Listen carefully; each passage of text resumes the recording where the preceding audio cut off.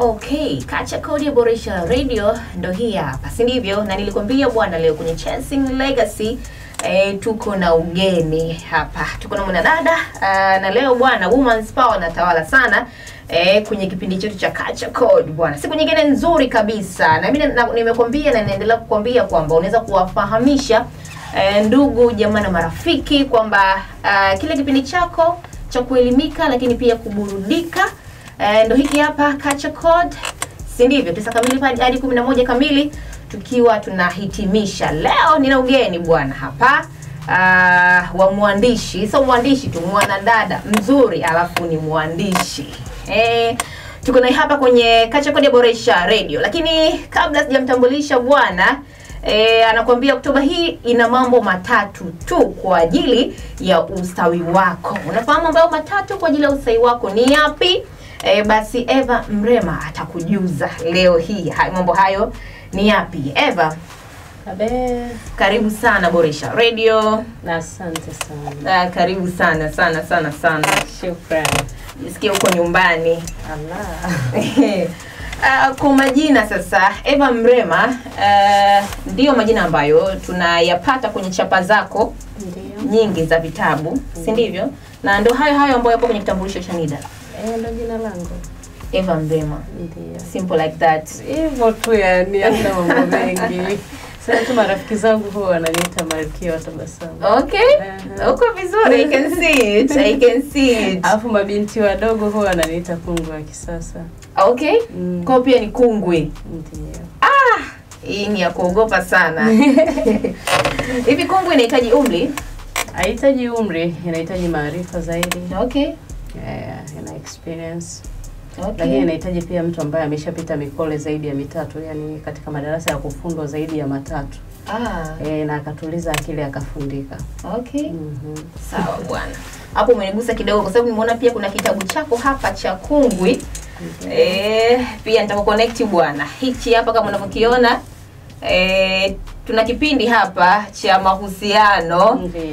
Nitakuconnect bwana na daktari wetu wa mahusiano pia tuzungumzie hicho vizuri kabisa. Sawa, Oktoba hii na mambo matatu kwa ajili ya ustawi wa kila mtu. Ni yapi hayo? Mambo matatu Oktoba hii, jambo la kwanza ni kusamehe. Okay. Jambo la pili ni kuachilia. Okay. Jambo la tatu ni kujisamehe wewe mwenyewe. Okay. Naposema Oktoba ina mambo matatu, maana yake ni kwamba umetoka Januari, umepitia makwazo, umepitia maumivu, umetunza visasi, chuki, uchungu. Umejichukia saa nyingine kwa sababu ulishindwa kutimiza baadhi ya malengo yako. Ukajiwekea hasira, ukaona sema sasa ni mimi ni mtu nisiyefanikiwa, sitofanikisha chochote. Kwa hiyo ukajenga tu hata chuki dhidi yako wewe mwenyewe. Ukajiwekea hasira wewe mwenyewe. Ni wakati sahihi wa kujisamehe kwa sababu tuna siku chache sana kuvuka mwaka. Ndio. Tuna siku chache sana kumaliza mwaka 2025. Sasa kama utaumaliza ukiwa na zile negative energy, utakuwa haujaumaliza vizuri. Kwa hiyo ukijifunza kusamehe waliokukosea, si mwaka huu tu, kuna watu wana vinyongo vya miaka na miaka 20 iliyopita. Baba unamuuliza, yani unawezaje? Unamtunzaje mtu moyoni mwako miaka 15? Yaani kama upewe mtu umlishe miaka 15 wewe kuweza? Hapana. Sasa kwa nini unamlisha furaha yako? Unamlisha amani yako, unamlisha upendo. Sababu unavomtunza mtu moyoni ni kwamba unajivuvia chuki na maumivu. That means kwamba unamlisha yale mema yako huyo mtu, wewe unapokea maumivu kutoka kwake, unayatunza na kuyasambaza kwa wengine. Kwa hiyo kusamehe ni kwa faida yako. Ndio maana tukasema ni mambo matatu Oktoba hii kwa ajili ya ustawi wako. Okay. Lakini kuachilia ni kwa faida yako pia. Sio kwa faida ya lokukosea. Lakini kujisamehe pia ndipo ulipo msingi wa ustawi wako wewe, kwa sababu kuna wakati mwingine huwa tunajiwekea hasira kwa sababu tulichelewa kusamehe. Okay. Na inatuathiri kisaikolojia sana. Si ndivyo? Sawa, leo tuko na nakala 3 hapa. Nimesamehe, nimeachilia, nimejisamehe. Lakini pia tuko na mwanamke wa thamani ndani yangu. Tuko pia na Kungwi. Ndio. Kwenye industry au kwenye uandishi una muda gani na una nakala ngapi ukiachilia mbali hizi ambazo tunaziona? Kwenye uandishi wa kuanza kusomwa na watu. Mpaka sasa nina miaka 5. Ndio. Okay. Nakala nilizonazo tofauti na hizi, nina nakala nyingine za riwaya ambazo moja inaitwa Nguvu ya Kiapo na yenyewe tayari imeshachapwa, iko sokoni toka mwaka jana. Okay. Sina close kuibeba. Lakini nina riwaya nyingine inaitwa Tufaa la Uchungu, ilipata nafasi ya kuruka katika gazeti la Sport Extra. Okay. Nina riwaya nyingine inaitwa Bernadetta, soma tena. Ni riwaya ya kisasi cha mapenzi, nzuri sana. Okay. Lakini nina riwaya inaitwa Mwanafunzi Kikongwe, ni riwaya ambayo ilikuwa inaongelea elimu kwa mtu mzima. Okay. Lakini pia nina riwaya niliandika na mdogo wangu mmoja na anatoka Kenya, anaitwa Kelvin Kiprokech. Okay. Inaitwa Nilichoshindwa Kutimiza, inaangazia maisha ya vijana, kipaji na elimu. Lakini pia nina nyingine ambazo bado sijazitoa. Okay. Ndio. Na nakala zako hizi, hadhira wako wanabadilika? Hadhira wako ni wakina nani? Hadhira wangu ni mtu yote atakayepata taarifa kuhusu mimi, kuhusu vitabu vyangu, kuhusu kile ninachokifanya. Ndio hadhira yangu. Haujadedicate kwamba ujumbe huu umri fulani mpaka umri fulani? Kwa umri ni sawa. Kwa umri mara nyingi, mfano kama kwa nchi zetu za Kiafrika, tumeambiwa kwamba kijana ni kuanzia miaka 18. Lakini uhalisia wa maisha haupo hivyo. Sasa hivi vijana wanaanzia miaka 14 tayari wanajitambua, tayari wanatakiwa kupata maarifa, tayari wana maumivu, tayari wana uchungu, yani tayari wameshaathirika kwa namna moja ama nyingine. Kwa hiyo mfano kama kitabu cha Nimesamehe, Nimeachilia, Nimejisamehe. Kuna watoto wamekuwa katika familia ambazo wana hasira na wazazi wao, wana uchungu na wazazi wao. Lakini ni ana miaka 14, 15. Ni mtoto anayejitambua ambaye akisoma kitu anaweza akakielewa, anaweza kusoma. Hakina mambo yoyote mabaya. Lakini pia kitabu cha Mwanamke wa Thamani ndani yangu ni kitabu ambacho anaweza akasoma binti, anaweza akasoma mtoto wa kiume pia, anaweza akasoma mwanaume, mwanamke. Yes, ndio maana ya maarifa. Maarifa anaweza akasoma mwanaume ili amsaidie dada yake, amsaidie mama yake, amsaidie mpenzi wake wa kike. Lakini pia tuna Kungwi. Kungwi chenyewe naweza nikasema hiki sasa ni moja kwa moja kuanzia miaka 18 na kuendelea, kwa sababu hakijajikita tu kwenye kutoa ile elimu laini, bali kimejikita katika ile elimu ya kiutamaduni kabisa kwa Tanzania ambayo mabinti tulikuwa tukipata wakati huo. Sasa hivi mabinti wengi wanabobea sana kwenye elimu za shule, kiasi kwamba maarifa yale ya nyumbani ambayo ndo yanayokuja kuwa sehemu ya maisha yao kubwa hawayapati. Sawa. Ulipataje bwana wazo la kuanza kuandika, na ni nini au ni nani alikupa msukumo wa kufanya hivyo? Kuandika mimi huwa nasema ni sauti yangu ya pili. Okay. Nimekuwa katika mazingira ambayo nilikuwa siwezi kujieleza sana. Kwa mara nyingi nilikuwa naandika. Lakini nimekuwa katika wakati ninasoma nilikuwa sipati marafiki kwa sababu za kistatus. Yaani kwamba unatoka familia maskini, sisi tunatoka familia watoto wa Kishoga wanakaa wenyewe, nyie watoto wa Kapuku mnakaa wenyewe. Na hata hao Kapuku nao wanajitenga, wengine wanajimwambafai. Unanielewa? Kwa hiyo nikawa napata ugumu sana kupata marafiki. Kitu kilichokuwa kinanipa mimi marafiki shule ni storytelling. Nilikuwa nasimulia sana stories za uongo. Ndio kilikuwa kinanipa marafiki, na sometimes kilikuwa kinanipa vitafunwa shule. Natoka nyumbani sina hela ya mandazi. Nikienda shule na wasimulia watu, wananipa mandazi na parachichi. Maisha yanaenda. Kwa swala la mimi na ubunifu ama na utunzi ama na story ni swala la maisha yangu. Lakini kuanza kuandika nilikuwa nikiandika sana script. Lakini sikuwahi kuzitoa popote, sikuwahi kuwa na ujasiri. Na hata nilipojaribu kutafuta njia ya kupeleka mawazo yangu kwa watu ili wayafanyie filamu, hayakupata nafasi. Sasa nikaona sasa hiki kitu kinanitafuna, nikifanyie nini? Kwa nikamwomba tu Mwenyezi Mungu anielekeze njia nzuri ambayo naweza kuendeleza kipaji changu kisife. Ndipo nikapata wazo la kwanza kuandika vitabu. Kwa hiyo halikubaki tu kuwa wazo, nikaanza kutafuta elimu, nikaanza kutafuta maarifa, nikaanza kujiconnect na waandishi, na mpaka wa kesho bado ninajifunza. Nje ya msukumo, ni kitu gani kingine ambacho kinahitajika ukiachana na elimu, mtu kuwa mwandishi? Mtu ambaye yani mwandishi ni nani? Yaani kuna vitu gani ambavyo unatakiwa uwe navyo ili uwe mwandishi? Unahitaji usome sana? Hapana. Ili uwe mwandishi unahitaji mambo mawili makubwa. Unahitaji kwanza uwe na hiyo karama ya uandishi ndani yako. Ambayo ni hainunuliki. hiyo ni Mwenyezi Mungu akujalie kwamba uwe na hiyo kitu, unapenda kuandika, unatamani kujua kuandika. Lakini kitu cha pili, uwe mtu unayependa kujifunza. Kujifunza kwa maana ya kusoma vitabu. Tunarudi pale pale darasani. Kwa sababu ukiambiwa kusoma unafikiri labda uwe na madegree na madiploma. Hapana. Uende usome vitabu vya waandishi wenzako. Upende kusoma vitabu. Lazima ujifunze kusoma vitabu, lakini lazima uwe mtu ambaye uko tayari kujifunza kila siku. Kwa sababu ubunifu huwa haui na rumpana sana kama haupati motivation halisi. Kwa lazima ujifunze kwa watu, ujifunze kwa vitu, utembee uone watu wanavyoishi, yaani upate tu ile experience tofauti. Nadhani ina boost zaidi ubunifu. Sawa, vipi kuna vyama ya waandishi kabisa ya waandishi na vipi? Kazi zako zinafahamika na umejisajili labda BASATA? Mimi nimejisajili BASATA, wananitambua. Nimejisajili KOSOTA, wananitambua. Baraza la Kiswahili wananitambua.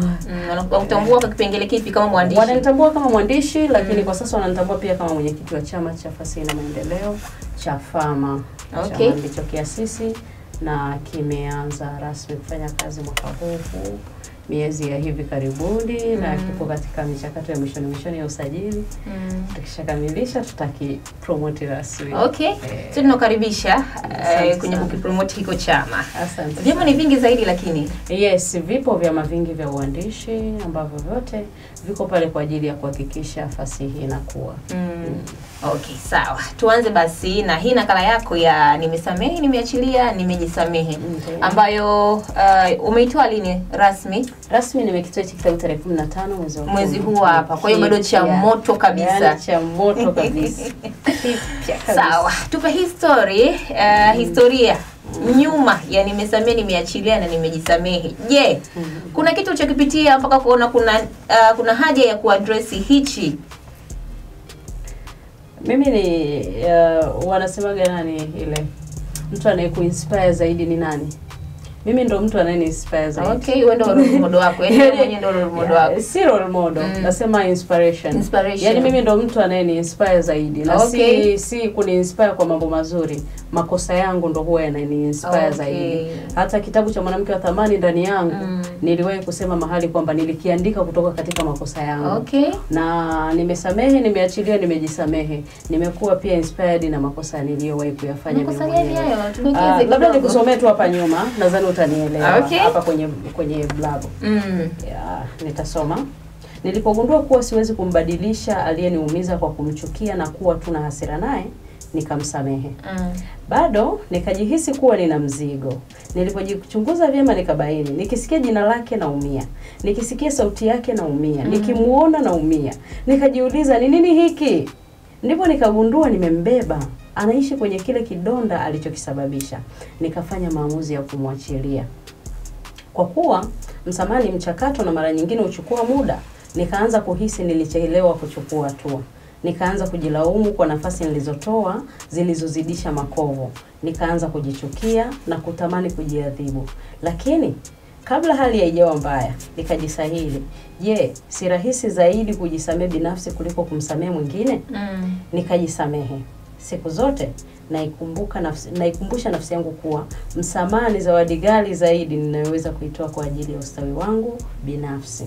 Ungana nami katika kusamehe. Inajitosheleza kabisa. Kwa hiyo unachokiandika ni vitu ambavyo unavipitia? Pengine nilivipitia vingi. Yes, vingi ni mimi Mungu ananitumia mimi mwenyewe kama chaki, kama ufutio, kama kalamu, kama daftari. Mwisho wa siku kuhakikisha kwamba kila ameweka ndani yangu kinawafikia watu wake. Sawa. Kile ambacho ameweka ndani yako kinawafikia watu wengi. Ndio. Sawa. Kwenye kupromote, changamoto ni zipi mpaka sasa hivi? Mwitikio wa kitabu hiki umekuaje na changamoto ni zipi? Mwitikio wa kitabu ni mzuri, changamoto ni za kawaida. Za kazi zozote tu za fasihi, changamoto ni za kawaida, ni vile watu mpaka wakielewe kitu ndo wanaweza wakajua kwamba kina faida kweli. Ndipo wanaweza wakasema sasa hiki mimi kweli nakihitaji, lakini kuna wengine wanakihitaji ila sasa kutokana pia na jiografia ya nchi yetu, unakuta mtu yuko mbali, anataka kitabu, kitabu, akifikiria hiyo gharama ya kukisafirisha anakata tamaa. Kwa nafikiri changamoto kubwa ambayo mimi nakumbana nayo ni changamoto ya mtaji, ya kuweza kusambaza vitabu sehemu nyingi zaidi ambapo watu wangevipata kiurahisi zaidi. Okay. Sawa bwana. Mbadala ambao unautumia mara kwa mara kwa kuwafikia watu kama unavyosema hivyo, changamoto sometimes ni mtaji. Lakini tunafahamu zamani sasa hivi kidogo teknolojia imeenda, watu wengi hatusomi. Watu wengi hatusomi. Umeshafanya research kwanza kwa takwimu kwamba takriban ngapi hawasomi, wangapi wanasoma, na hawa wasiosoma unatumia njia gani mbadala kuwafikia ujumbe huu kuwafikia watu wote wanaosoma na wasiosoma? Okay. Kwanza kabisa mimi si muumini mzuri wa kuamini kuwa watu hawasomi. Kwa sababu vitabu vyangu mfano kama hivi vilivyotangulia vyote vimesomwa. Na vimesomwa na watu wengi. Na wamesoma watu wengi. Lakini wapo watu wengi ambao hawawezi kushika kitabu akasoma. Yes, hilo ni katika kila kitu. Yaani kwenye kila kitu kuna mtu ambaye hataki kufanya, so hawezi, hataki. Wakati mwingine wakuta labda kwa sababu hana taarifa, wakati mwingine wakuta kwa mimi nilichokuja kugundua ni kwamba Watanzania si kwamba hatutaki kusoma. Wengi hatuna taarifa. Nisome nini? Na kipata wapi? Na nikisome kitanifaidisha na nini? Umeona? Kwa hiyo tunapopata nafasi za interview kama hivi ukaelezea kitabu chako, inakuwa ni rahisi zaidi kumshawishi mtu kutamani, natamani nipate hiki kitabu kwa sababu nimeona kinaongelea msamaha na mimi ni mhanga kwenye msamaha. Umeona? Kwa hiyo watu wanakosa tu taarifa, watu wanakosa kujua nisome nini, nisome kwa faida gani, nitakipata wapi pia. Nafikiri hiyo ndio kile watu wanapenda kusoma. Takwimu zinazosema wasiopenda kusoma ni wengi, wanaopenda kusoma ni wachache, mimi sijazifuatilia sana. Lakini mimi naamini watu wakipata taarifa sahihi wengi wanapenda kusoma. Na katika muktadha wa kusemea teknolojia, nafanya utaratibu wa kuviweka vitabu katika audiobook. Vitabu vyangu vyote Mwenyezi Mungu akijalia, wakati utakapofika vitakuwa katika mfumo wa audiobook. Kwa wale wavivu wa kusoma au watu wenye changamoto za macho wanaweza kuwa wanasikiliza kitabu. Wanasikiliza kitabu. Kwa hiyo ni njia mbadala ambayo pia ni nzuri pia. Yes, sana. Utafanya pia kwa njia ya simulizi. Yes, nadhani kufanya audiobook inakuwa kama kukisimulia kitabu. Ambao ni nzuri zaidi. Yes. Sawa, soko la uandishi bwana kwa Tanzania lipoje? Ngumu kuliongelea kwa ukubwa kwa sababu pengine kuna watu wanayajua masoko zaidi. Lakini ukiwa na mtaji ni vizuri, sio baya. Kama mwandishi wa kike, kuna changamoto yoyote ambayo unakutana nayo just because you are a girl? Hapana, kwa kweli. Haipo. Hapana, yani changamoto nyingi za kijinsi ambazo huwa naziona watu wengi wanapenda kuziongelea ni zile za kutafuta huruma sometimes. Lakini ukijua nini unataka kwenye maisha, ukajua namna ya kuconnect na watu ambao wanaweza kukufanyia kile unataka, ukapunguza kutia huruma kwa sababu ni mtoto wa kike unataka labda kazi zako zifanyike bure, au kwa sababu ni mtoto wa kike unataka upendeleo fulani, hauwezi ukaona ukinyanyasika katika kitu chochote. Lakini kwa hiyo mimi sijapitia changamoto yoyote ya kunyanyasika kwa sababu chochote ninachokitaka I pay for it. Nalipa nipate kazi yangu. Sawa bwana. Kuna mtu ambaye anakuinspire au anakuvutia sana mwandishi nje ya Tanzania? Nje ya Tanzania. Maana ndani ushasema ni wewe ndio unajiinspire. Yes, mimi najiinspire lakini kuna watu wanafanya vizuri na wasoma na waangalia. Nani mmoja? Hapa Tanzania ni Laura Petie. She know that I love her kwa sababu anaandika vizuri sana na mimi najifunza kwake. Ni mshindi wa mwaka juzi kama sikosei. Wa Mwalimu Nyerere, watuzo wa Mwalimu Nyerere. Wa mwaka jana. Watuzo wa Mwalimu. Mwaka juzi. Nachanganya mambo. Huu mwaka gani? 2025. 2025 ni Maundu Mwigezi. 2024 ni Laura Petie. Kwa mwaka kuna tuzo kabisa ya Mwalimu Nyerere waandishi bunielezi kila mwaka. Kwa vitabu, riwaya, hadithi za watoto, shairi zinakuwa zinajitegemea. Sawa, hujaniambia mtu wa nje anakuinspire. Mtu wa nje ni J.K. Rowling. Anatokea wapi? Ni mzungu wa Ulaya. Okay. Nimemwandika hata kwenye kitabu. Hata kwenye kitabu chako. Wa Thamani Ndani Yangu. Utangulizi ni J.K. Rowling. Okay. Kwa sababu ni mwandishi ambaye pia alipitia changamoto kama mwandishi, lakini alipitia changamoto kama mwanamke. Kwa hiyo nimemwandika kwa sababu ni mtu ambaye ninamfuatilia. Yes, J.K. Sawa, kile ambacho nakiandikia jamii, wewe unaona mpaka sasa hivi umekifanya kwa asilimia ngapi? Na impact ile ambayo ulikuwa unaitegemea, unaiona? Kwangu mimi, binafsi yangu mimi nina imani moja kwamba nikifanikiwa kubadili mtazamo wa mtu mmoja ambaye atafanikiwa kuyabadili maisha yake, yakaleta tija katika familia au jamii, nimefanikiwa kufikisha ujumbe ndio tumo kufikisha hapa duniani.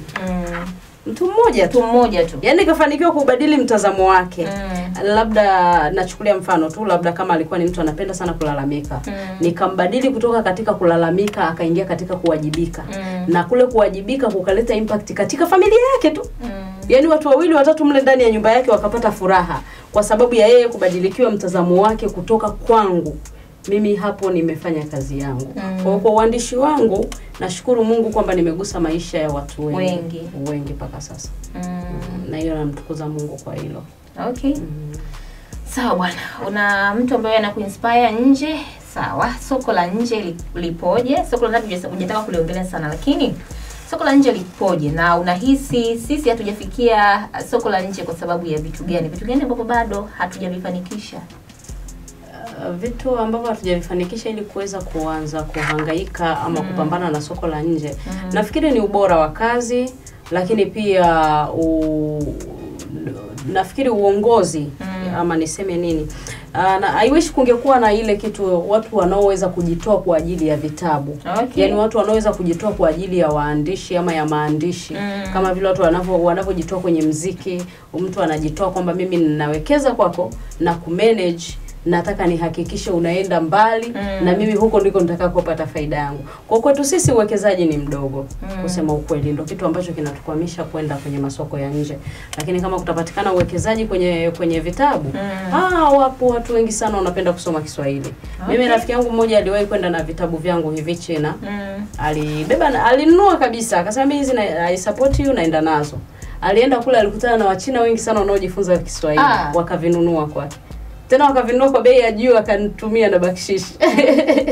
Si umenielewa? Kwa hiyo issue ni kupata tu ile nguvu ya kusema huu mzigo tunautengenezea mazingira tuupeleke labda kwenye review watu wanavyojifunza Kiswahili huko nchi tofauti tofauti, tuupeleke labda sehemu kwenye maktaba kubwa huko nchi tofauti tofauti. Ikipatikana hiyo fursa, mbona soko tunaweza tukaliingia, kwa sababu sasa hivi Kiswahili ni moja ya lugha kubwa duniani. Kwa lugha sasa hivi sio kigezo kabisa, sio kigezo bwana, sio kigezo kabisa. Okay. Kigezo kikubwa tu ni hivyo, kupata uwekezaji mzuri. Na katika kitabu hiki umeaddress kidogo matatizo labda changamoto za afya ya akili? Hapana, sikuzilenga moja kwa moja, lakini najua kwamba watu wengi ambao hawawezi kusamehe wanajikuta katika hali ngumu ya afya ya akili. Maana niliandika kwamba ukishajifunza kusamehe, ukaweza kusamehe na kuachilia, utakuwa unaboresha ustawi wako wa afya ya akili, afya ya mwili na afya ya roho.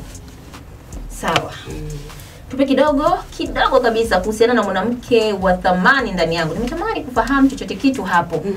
Kwa sababu sisi ni wanawake na pia tunasikilizwa na wanawake pia, lakini pia wanaume ambao pia wanaweza wakaadresi vitu kwa wake zao, wadogo zao.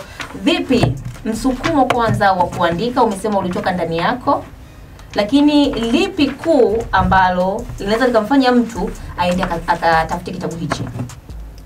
Jambo kubwa ambalo mimi natamani limfanye mtu akatafute kitabu cha mwanamke wa thamani ndani yangu, ni kujua kwamba hakuna atakayeweza kuiona thamani yako bila wewe kuitoa ndani yako. Yaani bila wewe kuitoa uionyeshe kwamba ninaweza kufanya kitu fulani, hakuna atakayeweza kuichimba hiyo thamani iliyo ndani yako ili aijue. Kwa thamani iko ndani yako na wewe ndo mtu pekee unaweza kuitoa ndani yako ukaileta kwa jamii wakaiona. Lakini hiyo thamani na mambo yake, yani ili wewe usemekane kuwa ni mtu wa thamani, tuachane tu na mwanamke. ili wewe usemekane kuwa ni mtu wa thamani, mtu mume, mtu mke wa thamani.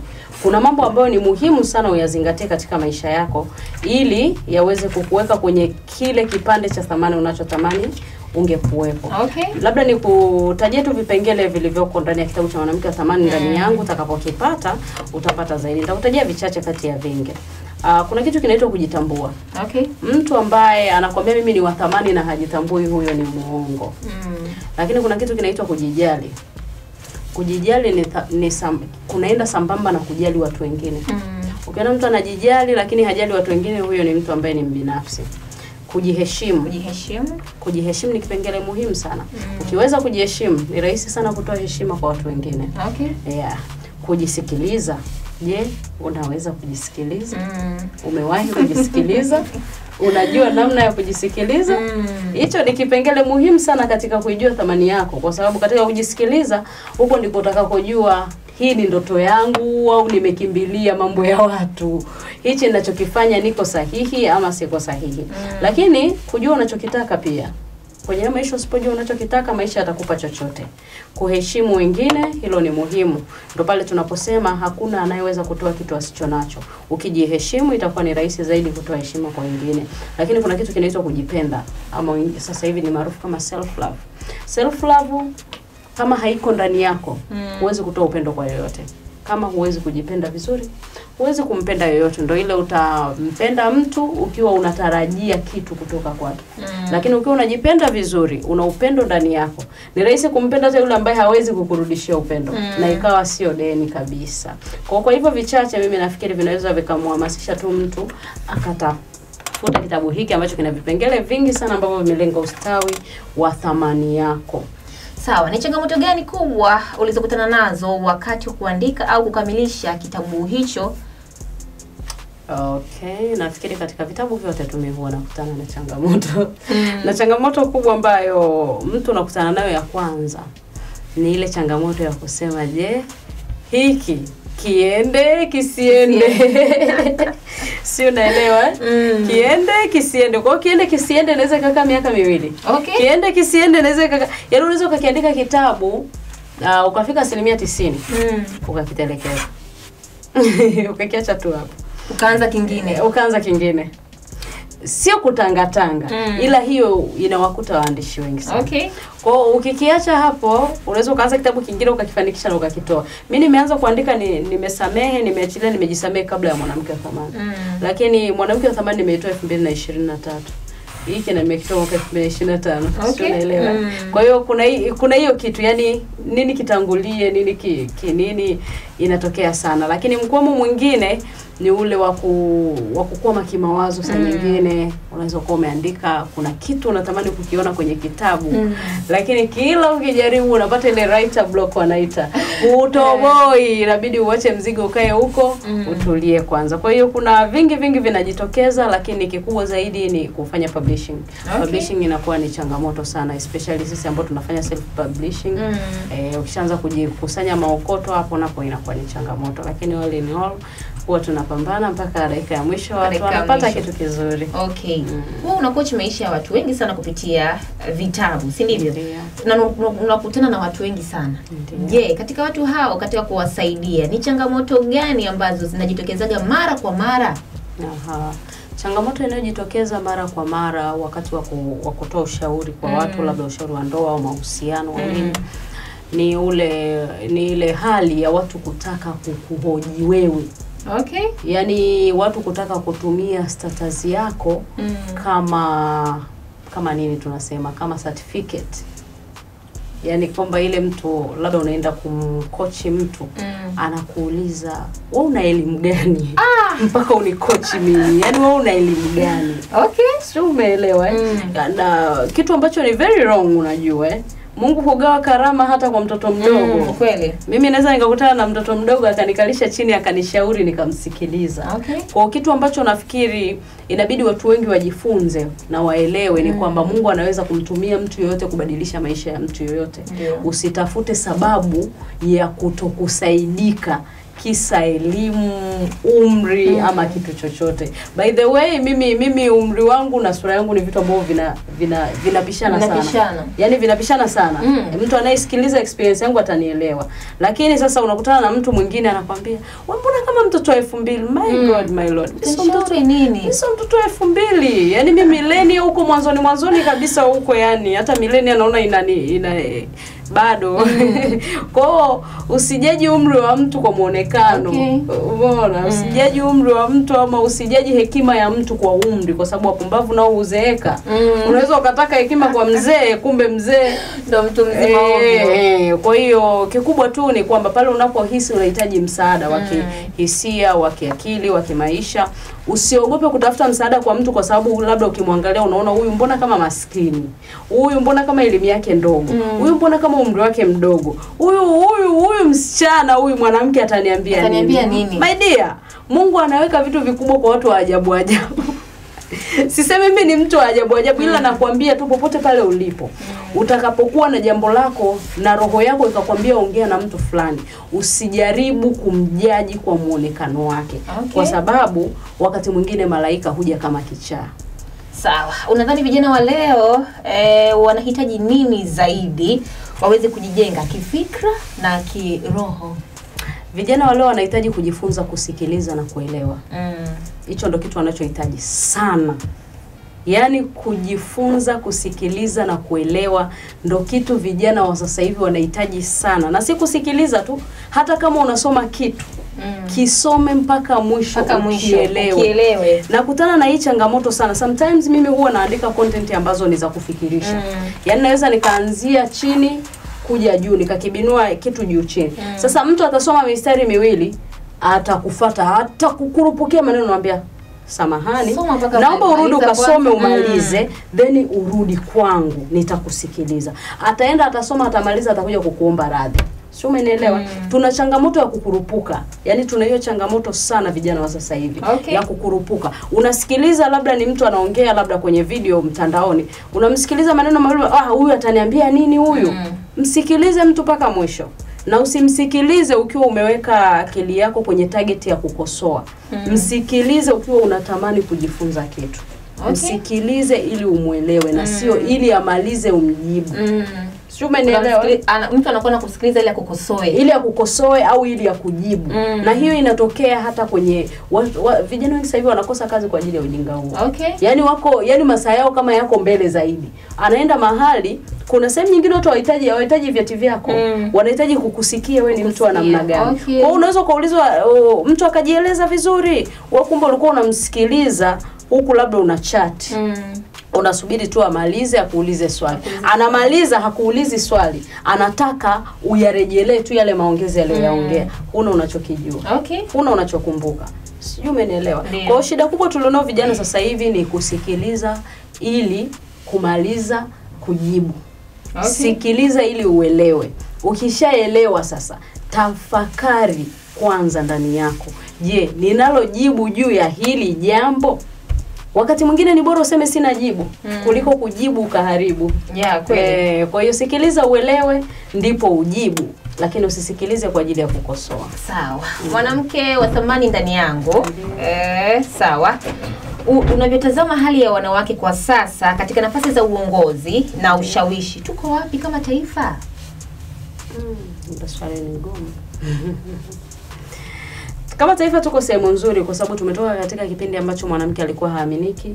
Mpaka sasa mwanamke anaaminika na pewa ngazi ya juu ya kiuongozi.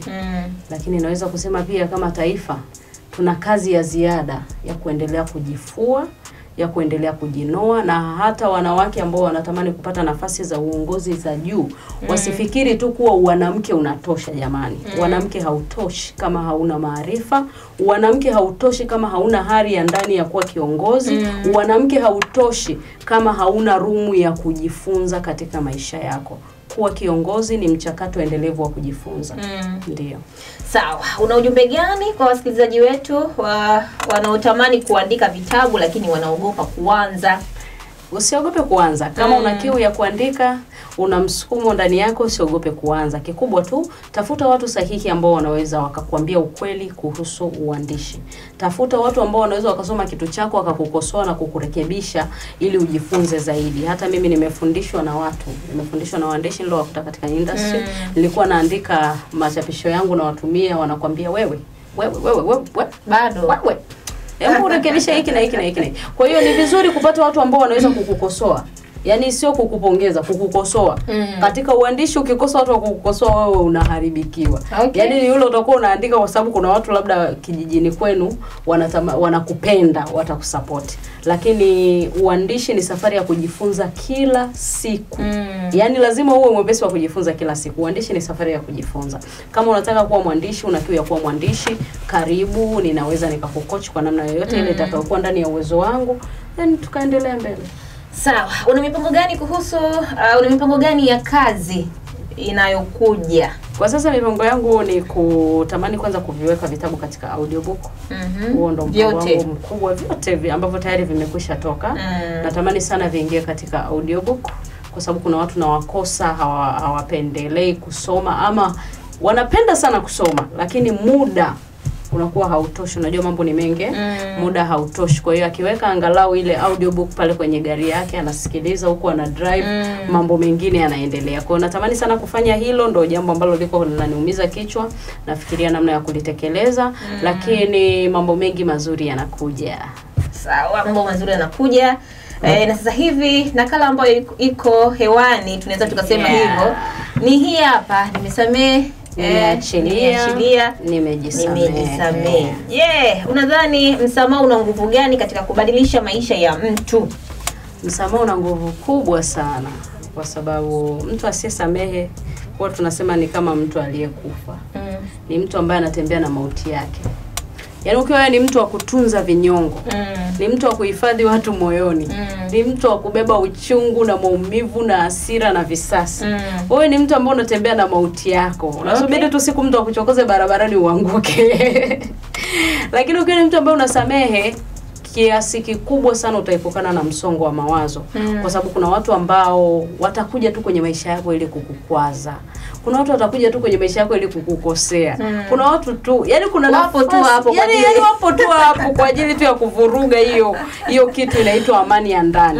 Lakini ukijifunza kusamehe bila sababu, ukajifunza kuwaachilia watu kwa wakati, basi utajifunza kuishi na kuendelea kukua kila uchao. Lakini ndani ya hichi kitabu ya sura ya 12 ambayo iko ukurasa wa 51, kuna swali linauliza, kwa nini nisamehe? Unajua watu wengi wanashindwa kusamehe kwa sababu hawajui kwa nini wasamehe. Mimi nimedadavua hii kwa nini nisamehe katika vipengele kadhaa. Kwanza kabisa mimi nasamehe kwa ajili yangu. Sisamehe kwa ajili ya yule aliyenikosea. Kwa hiyo wewe ukiniomba msamaha ni sawa, usiponiomba msamaha ni sawa, mimi nitakusamehe. As long as kukushikilia itanifanya mimi nijisikie vibaya, niteseke, niumie, mimi nitakusamehe. Lakini pia kipengele B kinasema hata mimi huwa nakosea jamani. Hata mimi nafanya makosa. Kwa wakati mwingine huwa napata wepesi kusamehe nikikumbuka hata mimi kuna watu nawakosea na nawaomba msamaha. Na wananisamehe, wananitangazia msamaha na ninapata amani. Lakini kipengele C kinasema ninasamehe kwa sababu kulipa kisasi hakubadilishi kitu chochote. Yaani kwa mfano, tuchukulie tu mfano. Sasa hivi hapa imetokea labda mtu amekuangushia kitu, ni bahati mbaya amekuangushia kitu. Tunasemaga hamna bahati mbaya, ni uzembe. Basi ni uzembe kafanya. Kakuangushia kitu, kidole chako kimoja kikakatika. Ukisema uchukue na wewe kitu umkate kidole chake, je, kidole chako wewe kitarudi? Hapana. Sio, umenielewa Nasamehe kwa sababu kulipa kisasi ya kubadilishi chochote. Sawa. Sio, umenielewa Kipengele D kinasema ninasamehe kwa sababu hata Mungu ananisamehe pia. Kwani sisi tumeumbwa na Mungu? Mbona tunamwombaga msamaha na anatusamehe na anaendelea kutulinda, anaendelea kutubariki, anaendelea kutusimamia? Kwa hiyo mimi nasamehe kwa sababu Mungu namwomba msamaha, mbona yeye ananisamehe? Anasamehe. Umeona lakini kipengele hiki nasema nasamehe kwa ajili ya maisha yangu ya baadaye. Kusamehe pia ni kama kuwekeza. Kuna watu watakuja kwenye maisha yako kukusaidia baadaye kwa sababu uliwahi kuwasamehe somewhere. Kwa sababu hukuwalipa kisasi kwenye maumivu waliokusababishia. Kwa hiyo wanaweza wakageuka baadaye kuja kuwa msaada. Lakini kipengele F kinasema nasamehe kwa sababu mimi ni wa thamani kuliko hayo makosa. Sawa. Sasa kwenye kusamehe hapo ni hatua gani mtu anaweza kuchukua leo katika kuanza safari yake ya kujisamehe? Ya kujisamehe yeye. Hatua za kuchukua wakati unaanza safari yako ya kujisamehe. Kwanza kabisa, lazima ugundue kuwa kuna mahali uliumia. Yaani lazima ugundue kwamba kuna mahali uliumia, lakini hayo maumivu tunayachukulia kuwa ni makosa. Kwamba kuna mahali nilikosea.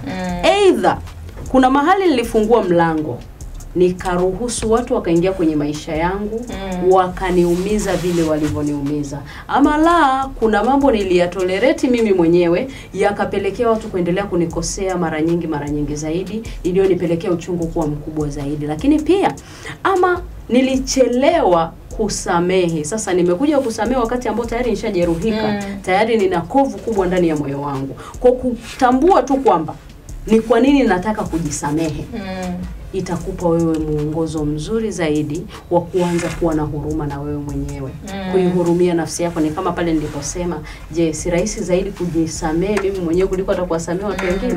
Mimi si ndo mtu ninayemuona zaidi? Mimi si ndo mtu ninayekutana naye zaidi? Kwa nini shida kujisamehe na wakati naweza kuwasamehe watu wengine? Kwa hiyo kujisamehe ni ule mchakato wa kujikumbuka, wa kujionea huruma na kuelewa kwamba ustawi wako unakuhitaji sana wewe kuliko mtu mwingine.